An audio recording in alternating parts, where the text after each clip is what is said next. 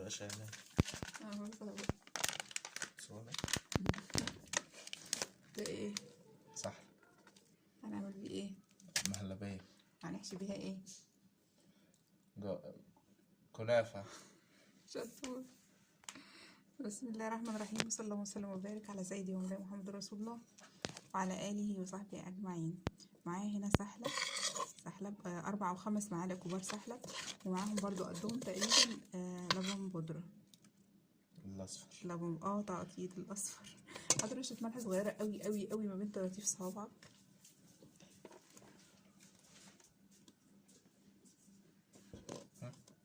شطور. ذرة ملح صغيرة قوي. شكرا. هدول بس كده. شكرا. بس كده. هنزل بالمية طبعا. هات المية وهات مضرب. ليه؟ عشان ما يتنفعش. شطور يا حبيبي.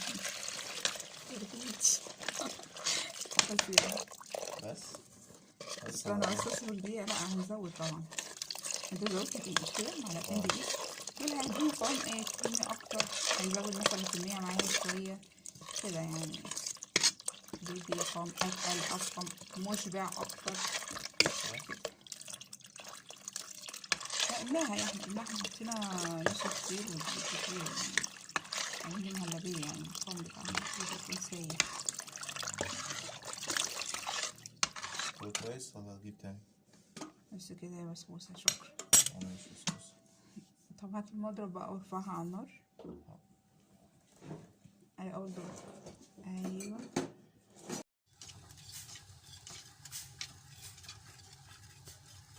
كلاكيع فكت يا جماعة بجد. عمل كلاكيع كمان. فاضل. مش قادرة اضحك اصلا، تعبانة. بص استنى بقى، اسيبها لما تغلي، اديلها فرصة تغلي وبعدين اقلب. بس شطور. هنا معايا جلاش متكسر واسمها ايه، وكنافة برضه متكسرة. هتقدروا مثلا تجيبوا البواقي، لو في مثلا بواقي عملته مرة كتير واتبقى، طبعا ايه في التلاجة فمفتفتين كده، مفتفتين. حمرهم في اي مادة دهنية، زيت او سمنة. انا علبة السمنة عندي مش عارفة اتسرقت ولا ضاعت فين، استغفر الله. هتحمر في زيت يكون اكيد نوع حلو يعني، او الموجود. تقليب طبعا بسرعة قوي قوي، تاخد يا دوبك لون ذهبي. تبدأ ماشي قشطة زي ما هو معروف جدا جدا طبعا يعني. ألف ب حلويات الكنافة في كل البيوت المصرية والعربية غالبا. فقلبها قلبها قلبها زي ما عملت في الكنافة الفولكانو، بس المرة دي ضفنا جلاش. الفيديوهات مش قادرة. دي ده السحلب او مهلبية السحلب، ومهلبية ايا كان، بس السحلب ممتازة جدا. مكسراتها بقى منها فيها وكده. وهنضيف سنة صغننة لبن جوز هند لو موجود. بس كده. والقوام ابتدى يتقل اهو، حلوة قوي كده. وهطفيها وهحليها.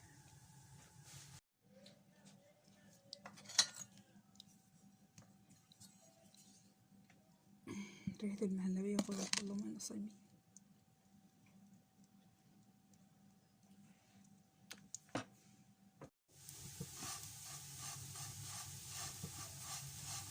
نقلب الجلاش بالكنافة لغاية ما ناخد اللون.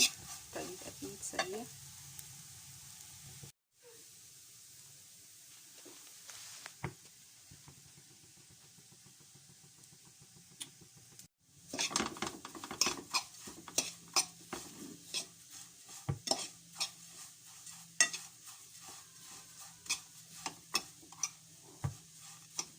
لون حلو كده. الكنافة والجلاش خدوا كده خلاص لون حلو بيش وملون اكتر على الطبيعة كده، زي الحتت اللي باينة درجة الكراميل دي. ايوه بس كده حلو قوي. دي كده الكنافة بعد ما اتحمرت نزلتها من على النار. وعندي هنا سيرة شربات.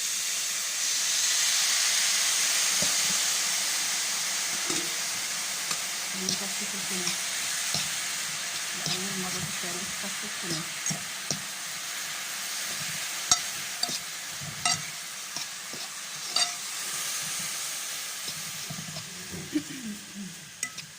خش هنا الكنافة وهنجيب قالب ده. عايزة القالب ده حلو قوي.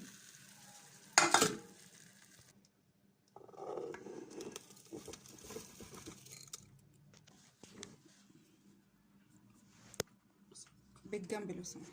ايوه كده.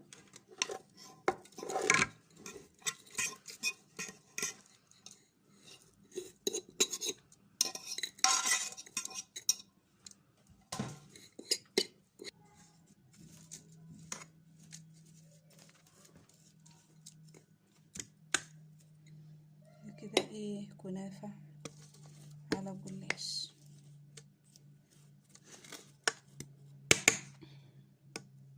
معايا هنا المهلبية، هضيف طبعا طبقة مهلبية فوق الكنافة هحشيها.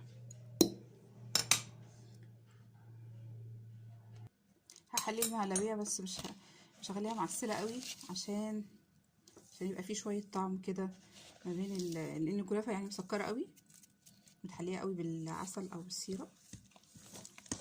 والمهلبية يا دوبك اخليها يا دوبك يعني. ممكن عشان الكنافة ما تتعجنش اخلي المهلبية تبرد شوية. اللي بيحب طعم الكريمي، طعم الطري كده للكنافة، لا ننزل بالمهلبية سخنة. في الحالتين حلوة قوي، بس الناس اللي بتحب الكنافة مقرمشة قوي تخليها تبرد شوية، تخلي المهلبية تبرد شوية وبعدين تضيفها. دي حلة فيها مش عارفة ايه اللي مش باين في التصوير، دي حلة وفيها مهلبية.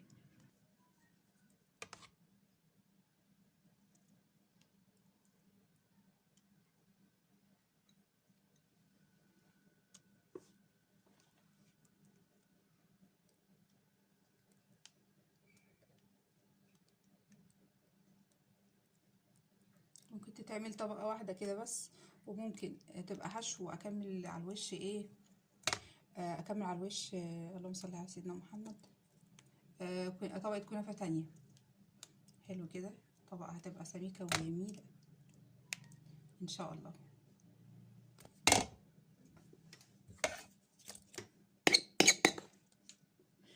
مش عارفة، في ناس امبارح جايبين لنا كنافة من بره كده غالية وما تستاهلش يعني السعر ده كله. في نفس الوقت مفيش حاجة واو قوي يعني ان احنا هي ما تتعملش في البيت او كده، بس المهم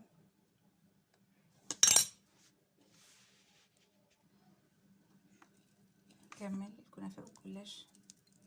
طبقة خفيفة من الكنافة، خفيفة اللي فوق خفيفة. تمام كده. عايزة اسيب فراغات بحيث طعم المهلبية يبقى طاغي، يبقى باين، يبقى زي ما يبقى بقى، المهم باين المهم باين بس كده. منظر جميل جدا، طعم ان شاء الله جميل جدا جدا، برضو هيعجبكم. جربوه. احشوا الكنافة سحلة. تحياتي أميرة نوران. بصوا طلعت معايا انه ايه، هتبقى الطبقة اللي على الوش دي هتبقى عبارة عن مهلبية وكنافة، الطبقة متسوية كده، وأجزاء منها مهلبية وأجزاء كنافة. فاهمين معايا ازاي يعني كأني مثلا الطبقة اللي على الوش دي كأنها مثلا مكسرات.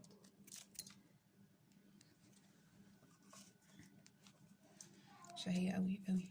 ممكن تتقطع بقى، وممكن نعمل حتة حركة هتبقى صعبة، بس ان احنا ايه، نحاول ناخد شكل القالب ده، ندخلها التلاجة ونحاول ناخد شكل القالب. هي هتبقى صعبة بس هنحاول. هدخلها التلاجة بعد ما اخرجها بقى ايه، هنشوف مع بعض. طبعا مكسرات زي ما انتوا عايزين، فواكه، اي حاجة ماشي. هاتي اي كوباية فاضية عندك، اي كوباية فاضية، يعني كوباية عصير او كوباية شاي او يعني اي كوباية، يعني يكون حجمها صغير شوية. ممكن نعمل بقى كابس صغيرين او كوبايات صغيرين، نفس الفكرة.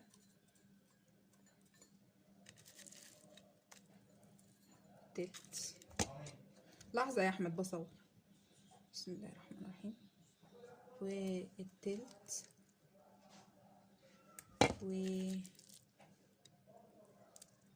التلت اللي فوق بقى ايه، عايزة اخلي الكنافة باينة.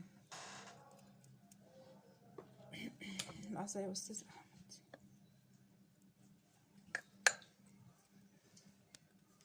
على الله ما حدش ينتقد التصوير المرة دي. انا شايفة اني كده بصور وبركز على الحاجات اللي انا بعملها، مش عارفة في ايه يعني، ولا ايه عايشة.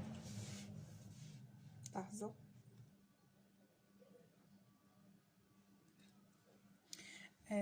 شرايح تفاح على الوش.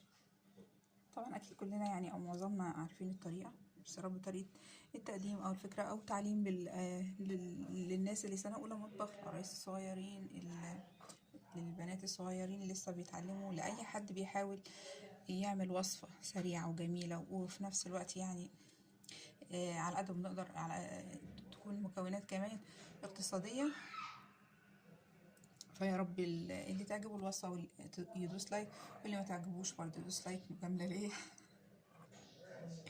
المهم يا رب يكون الفيديو عجبكم، وهنشوف لا نصور من الناحية التانية احلى. هنشوف القالب الكبير بعد ما يخرج من التلاجة هيبقى شكله ازاي. ومعانا كنافة محشية سحلب. معايا هنا فنجان شرح كنافة متحمرة بزبدة أو سمنة أو، وفوقيها السحلب مع مهلبية السحلب. بقى هنغنغه خصوصا ان الفنجان حجمه صغير. وفوقيه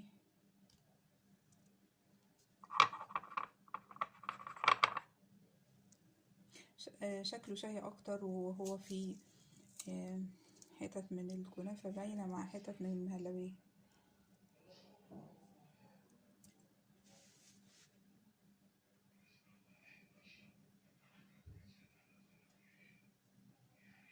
كنافة بالسحلب.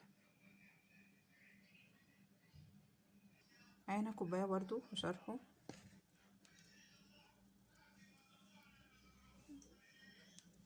لسه هحاول اعمل اضافة صغننة. جبت كوباية وفيها بس يا نوران، وفيها حبة كاكاو. هنخلي شوية بالشوكولاتة.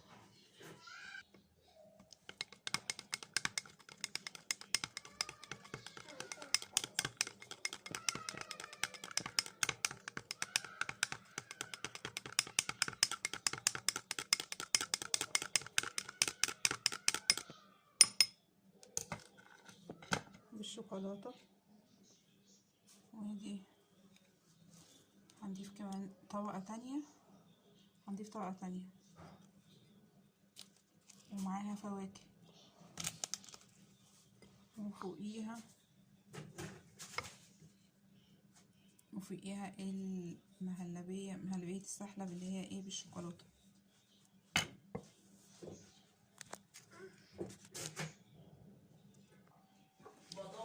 فكرة بسيطة واكيد جميلة قوي قوي، والطعم حلو قوي. انا فوقيها طبقة كنافة. ممكن ارجع اعمل طبقة تانية كده حلوة قوي. وممكن اعمل تاتشات صغننة كده بالايه اللي هي المهلبية البيضة. حلوة قوي كده. وفاكهة على الوش، فاكهة بقى زي ما تحبوا اكيد حسب ذوق كل حد فيكم.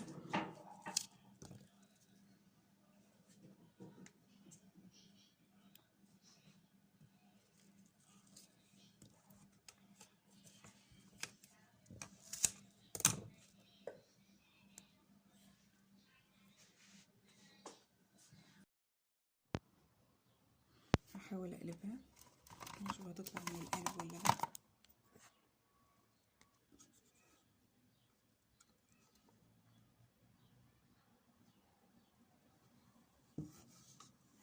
عايزة بقى ايه اشقلبها على الناحية التانية، عشان كده الكريمة تحت.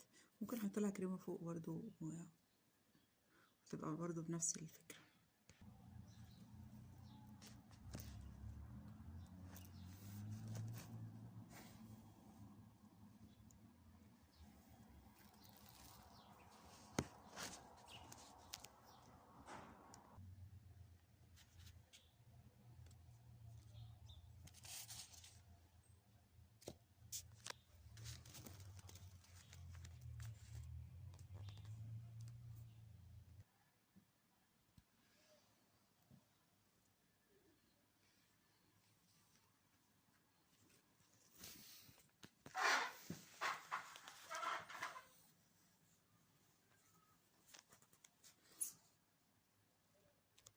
هذا الشكل على الطبيعة أحلى وأجمل وأشهى بكتير.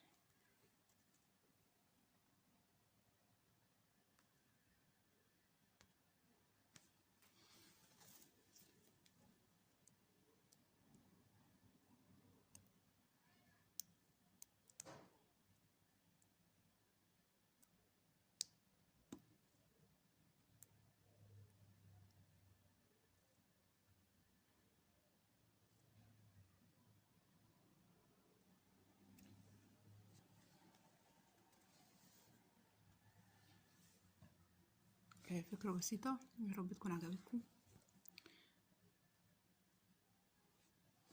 زوايا التصوير عندي خلصانة كالعادة معلش.